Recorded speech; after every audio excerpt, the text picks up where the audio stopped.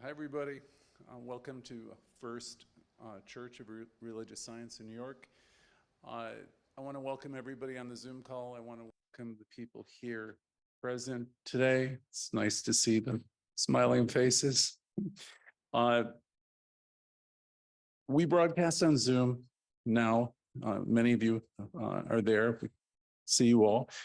So good morning, and any of you who are joining us this week on Facebook and Instagram, YouTube, we welcome you as well.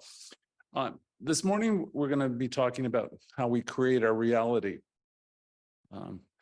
Each of you are more powerful than, some of you know, because you come all the time, you hear it, but some of you don't know.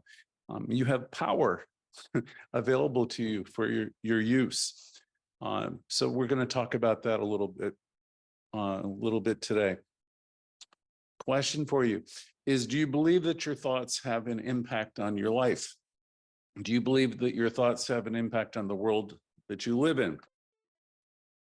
And do you believe that you create your reality? So we'll address that. Your thoughts, first of all, I will say, from Ernest Holmes and everyone else, Louise, Hay, and Emerson, your thoughts are very, very powerful. Some of you remember watching some of the Harry Potter movies, and you can think of yourself as a great sorcerer. Your words are your wand, and they will shape our lives in ways that we don't even realize. So when we think that things are happening all around us and we have a tendency to blame people, places, and things, it's always a mistake. If you're working this right, if you're understanding this teaching, it's not about blame. It's about realizing I'm cause to my own experience. I'm creating something. Question, do you think of yourself as a powerful demonstrator? That's language people use today a little bit more often. Well, you might not think of yourself as being powerful, but you can be when you connect and you unite with spirit. And we teach you here, spirit is not some far off thing. Spirit is within you, operating through you. So we want to invite spirit in. We want to become more consciously aware of its presence. Everybody potentially is a powerful, powerful demonstrator in the world. The thing is, a lot of the world, if not most, is as though asleep. The masses, are not conscious necessarily of the power that they have. And largely the conversation is about what's going on outside of them. And it's a blame game often, and they're complaining about people, places, and things. Those of you who get into a teaching like this understand that that's a waste of time. It won't get you anywhere you want to go. We come to understand that, we ourselves are cause to our own experience. You'll probably hear me say that about 10 more times today. Ernest Holmes was the founder of the Science of Mind movement. He wasn't the founder of New Thought. New Thought was around a long time before Holmes. Dr. Holmes wrote the textbook, The Science of Mind, and he emphasized the power of affirmative thinking and visualization in creating the life that we want.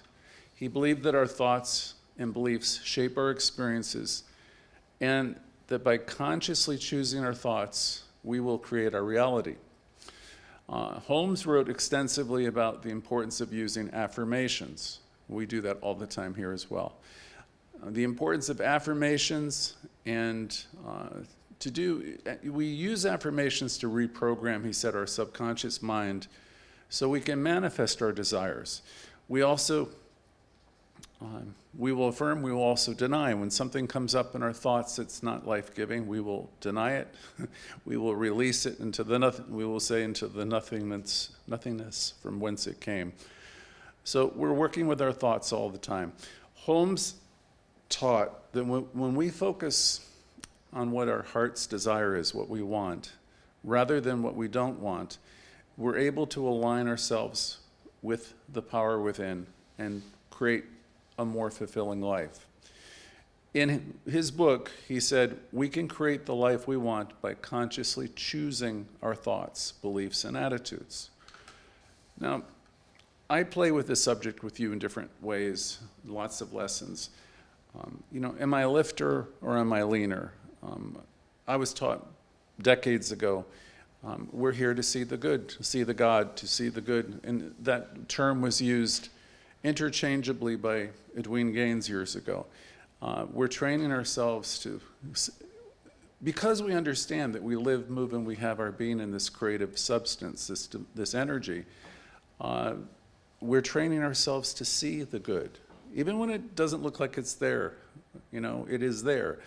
So we keep using affirmations, affirmative statements, and visualize our desired outcomes. And as we do, we activate the powers of the universe to bring our dreams into reality. Dr. Holmes also emphasized the importance of taking action and making choices that align with our desires and our inner knowing. He believed that while our thoughts and beliefs are powerful, they must be accompanied by action in order to create real change in our lives. There's an old expression, we used to call affirmative prayer spiritual mind treatment. There's an expression, when we treat, we must do what? Move our feet. In other words, we've got to take some action, right? Wishing it so doesn't make it so. So you have to know, and then as you're given guidance, then you want to, take some steps. Overall, Dr. Holmes encouraged people to cultivate an awareness of the power that they had within them.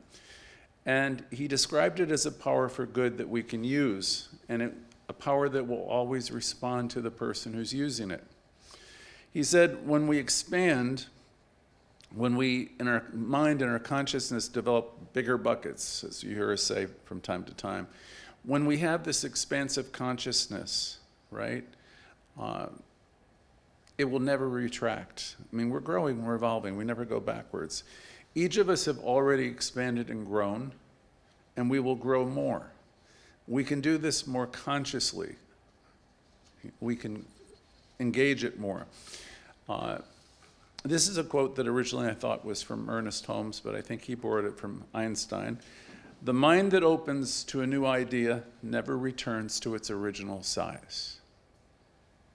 It's like you thought everything was a certain way, and then you had this epiphany, and it's just a whole new thing. You don't go backwards once you've had this realization.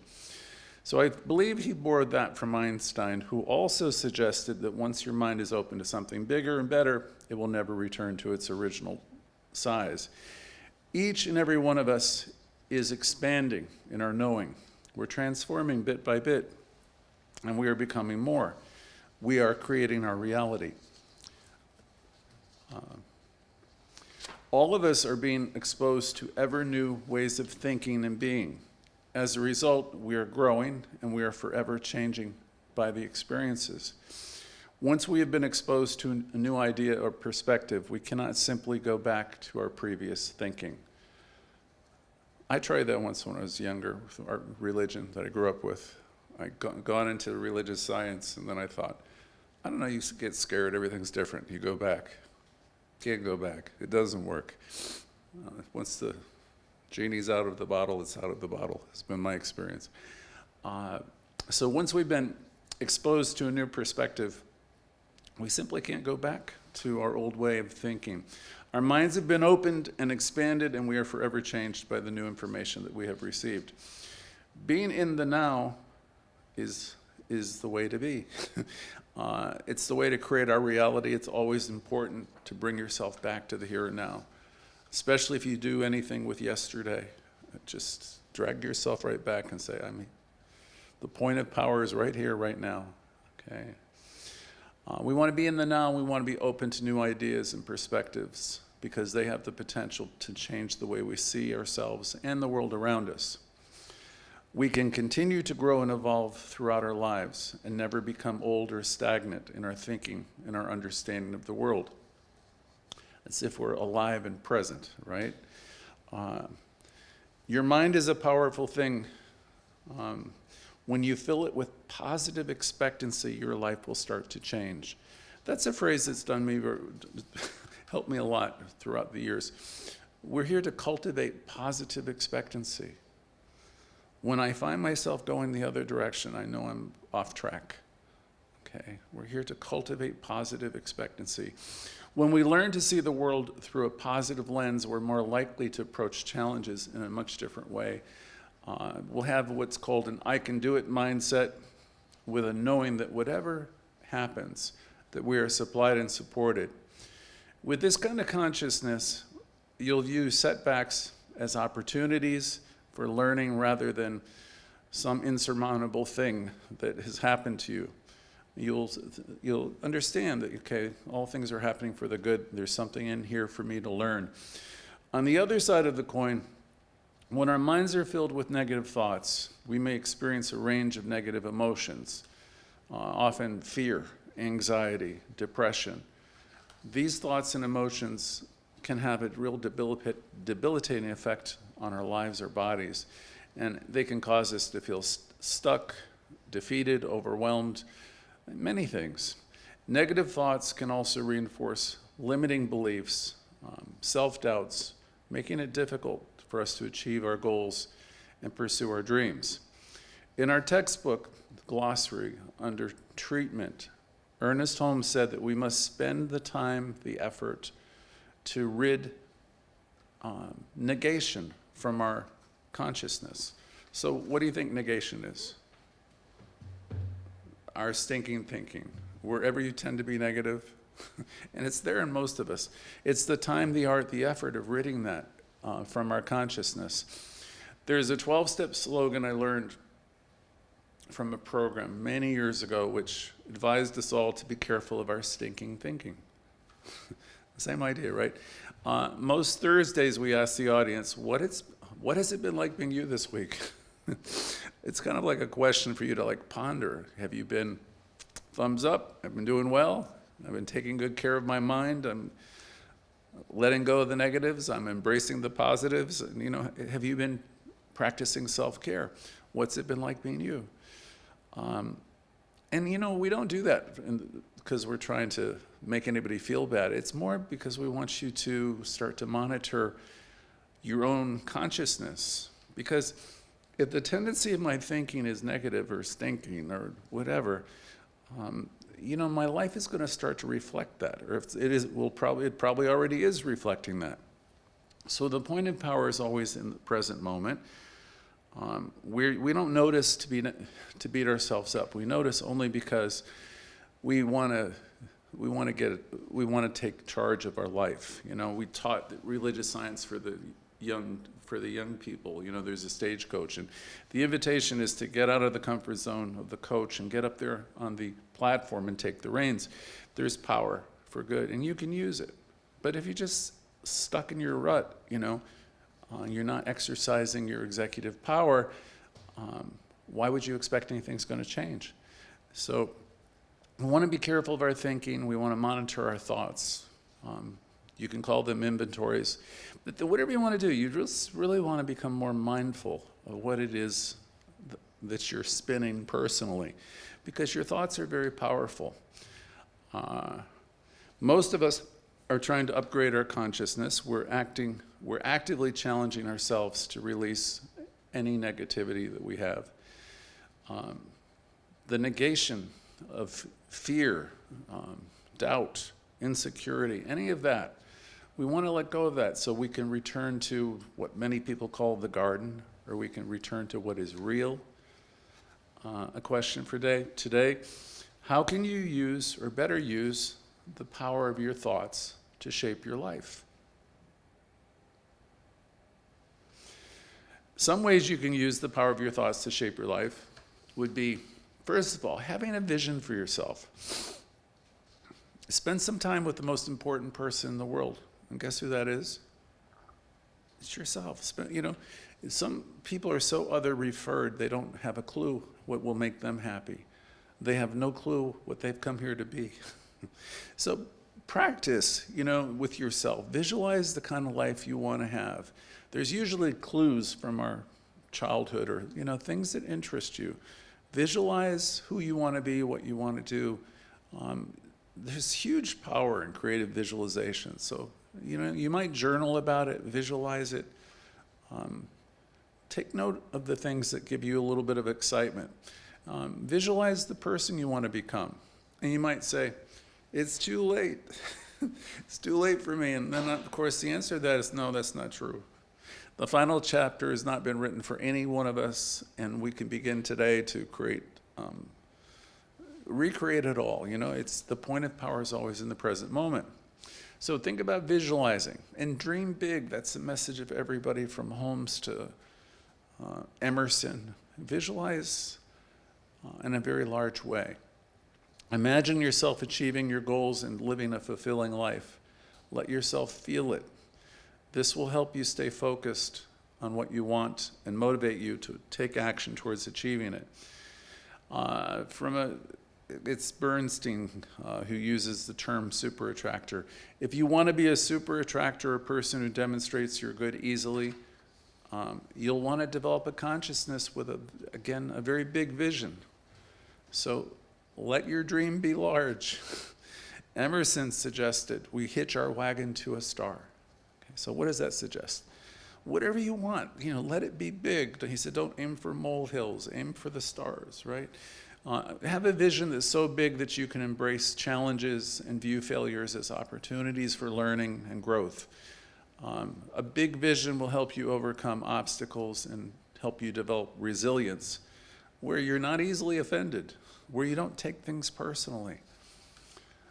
We use, as we said, affirmations, and we do our affirmative prayers, as they said in the old days, early, late, and often. So it means we're doing our affirmative prayer all the time. We're practicing the presence. So as we do this, as we're working with our affirmations, and we're working with our consciousness, it's going to reinforce our positive beliefs, and it will replace the negative self-talk. It'll help you develop a more positive outlook and improve your self-confidence as well. So again, we want to be observers of our thoughts. We want to be mindful of our thoughts. From Florence Scovel Shinn, I believe it was, we want to learn to be the guardian at the gate and pay attention. Be aware of anything that creeps in and seems or feels negative or limiting. Often we talk about taking a pause here. We do that where we can be still. You've heard this before. Be still and know that you are one with the one. You might say, I am one with the one. There is that which is within you, which is spirit, and it's whole and it's complete. And you're connected with everything that ever is or was. So take that pause and remember that as often as you can. Practice mindfulness to stay present and be in the present moment. Mentally, see yourself being surrounded with positivity. And to the extent that's possible, surround yourself with positive people and environments that uplift and inspire you. Any and all of this, whatever effort you make, will help you stay motivated and optimistic. Again, in terms of doing the affirmative prayer, moving your feet, take action towards your goals. Use your thoughts to set goals and then take some steps towards achieving them. Sometimes taking small steps are the way to go, but have a big vision. The power you have, I want you to all remember, is all about you. It's up to you to think affirmatively and to practice seeing the good no matter what. I could see peace instead of this. Remember that line. I could see good instead of this. By intentionally directing your thinking towards positivity and growth, you can direct and use your inner power. Again, you're supposed to be using your inner power. That was what Holmes talked about in terms of your executive power. So let's start using it. Proclaim, I deserve, I know, I allow, So once again, from Holmes, there is power for good in the universe greater than you, of which you are part, and you can use it. So we want to connect with our inner power. Know that we have it and start directing it. I wanted to mention the importance of being here now, living in the present moment. It's essential for evolution and growth and happiness. I really want to emphasize in this lesson that if we're talking about anything that happened in the past, it's It's already a clue that you're going in the wrong direction. Redirect yourself and bring yourself into the here and the now.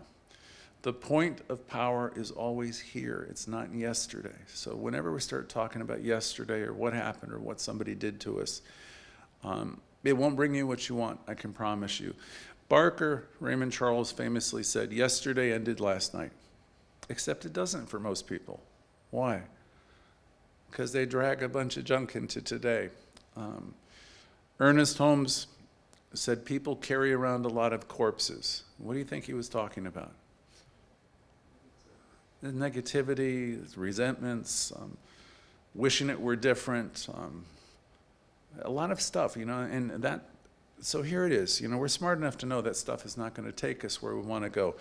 So whenever you find yourself thinking about the past and what someone has done to you, or what the opportunities you think you've missed, or whatever it is, please understand that that's not going to take you where you want to go.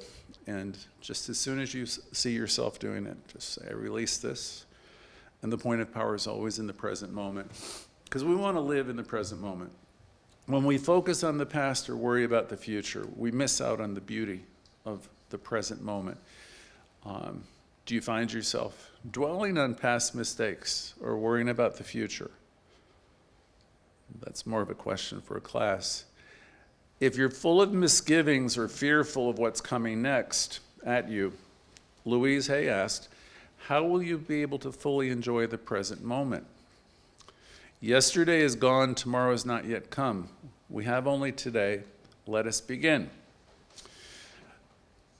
From Eckhart Tolle, the power for creating a better future is contained in the present moment. We create a good future by creating a good present. Another question for today. What are some of the ways you can become more present in your day-to-day living? Well, I've lately been noticing when I've been out that everybody seems to be on their devices. The funniest thing in the world is when people go out to dinner and they're interacting with their devices and not the person across from the table. What are some ways you can be more present in your day-to-day life? Maybe learning to practice active listening. It's really kind of a good thing. I learned that years ago with a good therapist. And she would say, would you please repeat back what was just said? And you think that's easy, but you'll find that it isn't. Because we kind of as soon as we hear someone speak, we already have interpreted what they're going to say. So what are some of the ways you can be more present? Just maybe slowing it down a little bit, listening to one another more, cherishing the times we have with people. Other classes this year we've talked about maybe taking a different route on your way home. Try a different street. Try a different, if you're driving a car, so you can see things in a new way, so you can become more mindful. And in terms of creating your life, I want to talk a little bit about the law of attraction, the law of mind, the law of cause and effect. As I was preparing the notes for this, I thought, these terms get everybody all confused because they're almost identical, but I'll go through them. The law of attraction is often viewed as a universal principle that governs how our thoughts and beliefs influence the events and circumstances of our lives. The law of attraction is very similar to other universal laws that are based on similar principles. Many of you think of these as the same thing, and that's fine. So we've got the law of attraction, we've got the law of mind, we've got the law of correspondence, we've got the law of cause and effect. So there's lots of different terms, and we can make distinctions, but essentially they work. The idea is the same. I often explain the law of attraction, the law of correspondence, the law of mind using the terms interchangeably. Unless you're involved in a class and you want to try to differentiate them, I think it's safe to say if you understand one and really understand and believe it, then you've got the concept down. Just for explanation, the law of correspondence states that there is a correspondence between the different levels of existence, from the physical to the spiritual. This means that the principles that govern the physical world also apply to the spiritual world and vice versa. In other words, you've heard this before, I'm sure, as above, so below. The law of attraction can be seen as an application of the law of correspondence, as it suggests our thoughts and beliefs really act like magnets. Okay, so if you're thinking a certain way, like attracts like. If you're thinking positively, you're going to draw positive people, positive experiences. When we focus on positive thoughts and emotions, we can align ourselves with positive aspects of the universe, and you'll thereby attract positive things into your life. The law of cause and effect is a law that states that every action has a corresponding reaction. In other words, every cause produces an effect, and every effect has a cause. People also call this as the law of karma. The law of attraction can be seen as an application of the law of cause and effect, as it suggests that our thoughts and beliefs are cause to the experience that we attract into our lives. What you want to take away from all that is, by focusing on positive thoughts, we can create positive causes that will produce positive effects in our lives. In Science of Mind, we talk about the law of mind. This law states that our thoughts and beliefs are creating our experience and our reality. So again, think of your consciousness as this big magnet that attracts corresponding experiences to our life. Everything's about consciousness. You're going to learn that more and more as you get involved in the teaching. And your consciousness can trip you up. I heard that said by a minister many years ago. How can your consciousness trip you up? What's that?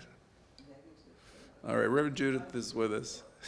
She said, untrue thoughts, negative thoughts. Yeah, so we don't want our consciousness tripping us up. We want to be taking our thoughts on high. We want to keep practicing the presence and keep knowing that we're supplied and supported, and whatever it is, the good is here, God is here at every moment. So we can learn how to use our mind. We learn how we can create our life in a more positive way. We have the power, and we want to be resolved to use this power so we can create our reality or co-create it. The law of attraction, again, is closely related to these other laws, including correspondence, the law of cause and effect, the law of mind. While each of these have their own unique characteristics, they're based upon the principle that our thoughts and beliefs have a powerful, powerful influence on our reality. By understanding and applying these, we can harness the power of our minds to create positive change in our lives. Don't worry about differentiating those different concepts, because essentially they're the same thing. Do you believe that you attract what you focus on? It's a question. Are you aware of the power that your thoughts contain and how they can impact what you manifest in your life? Do you know that you're the whole bit? Do you know that you have, you are the Alpha and the Omega? You have everything within you you could ever possibly need. Ernest Holmes believed that by focusing on what we desire and affirming it, we will attract it into our lives.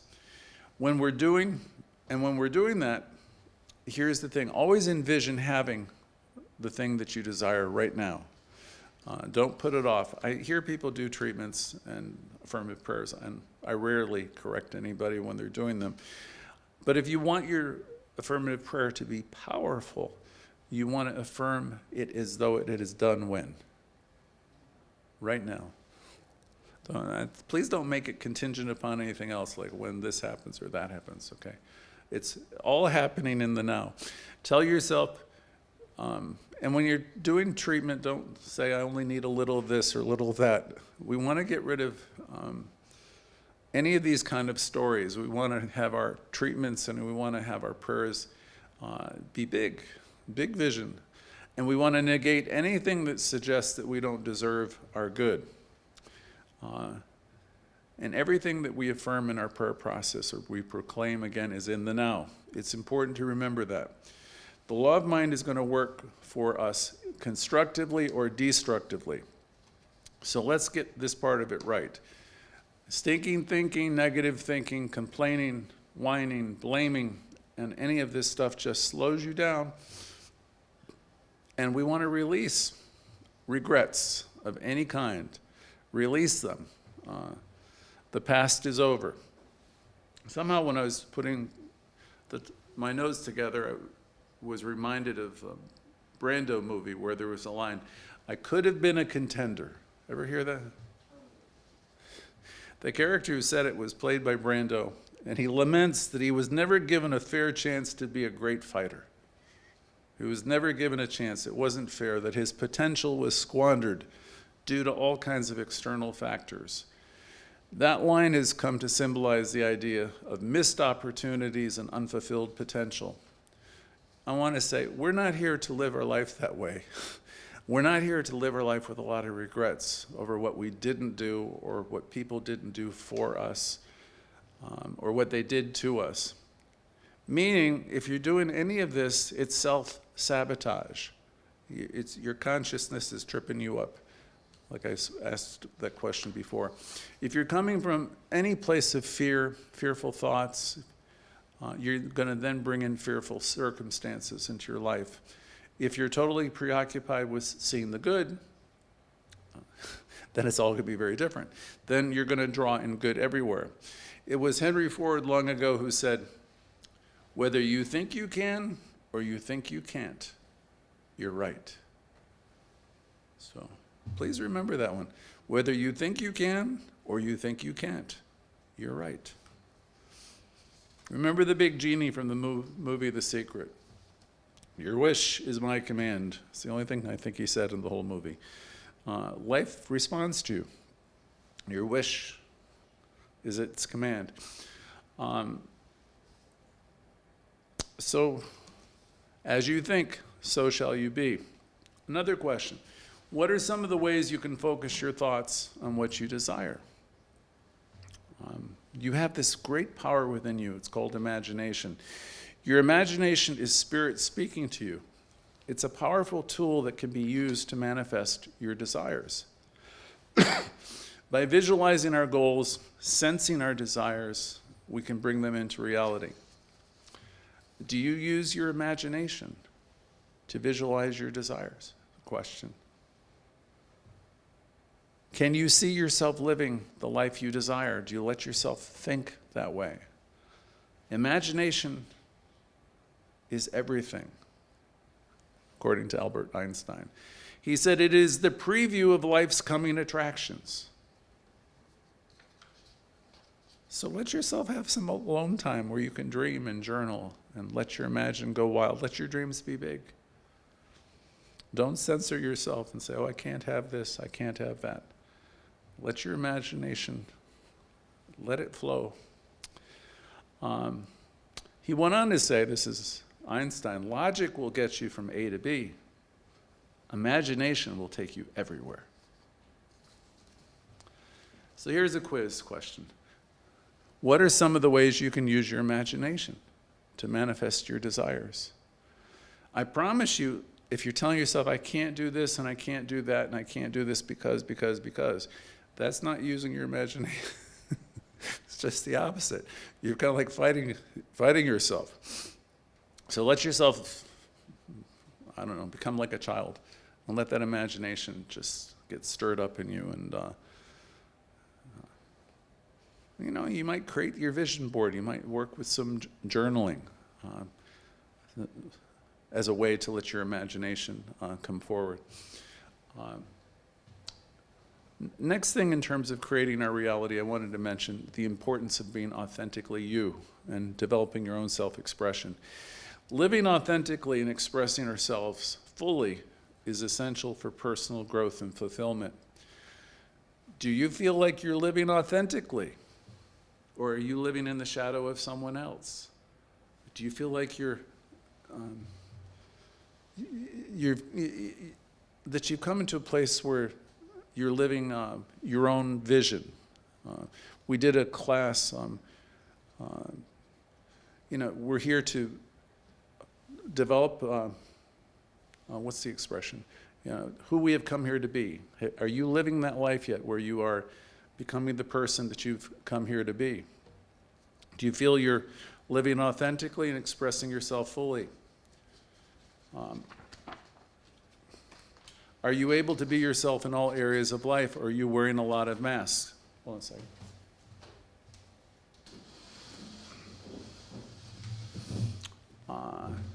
Or do you feel if people really knew you, they wouldn't like you, or they would run? Do you care?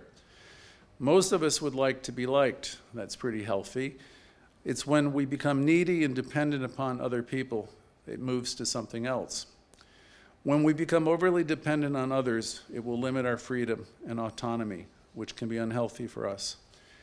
For example, if we become overly attached to a romantic partner, we may find ourselves constantly seeking their approval or validation, which can lead to feelings of anxiety, resentment, and insecurity.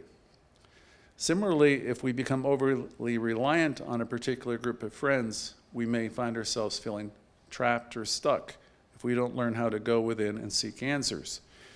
To cultivate greater freedom and autonomy, it's important to shift our mindset from one of dependency to one of preference. Ken Keyes taught me that years ago in the book Handbook to Higher Consciousness, where he said, let your addictions be turned to preferences. This means recognizing it's okay to want things like love, approval, and acceptance, but also understanding that we don't need these things to be happy or fulfilled. For example, instead of becoming codependent on a partner or friend for our emotional well-being, we can cultivate a sense of inner peace and self-love that will allow us to be happy and fulfilled, regardless of external circumstances.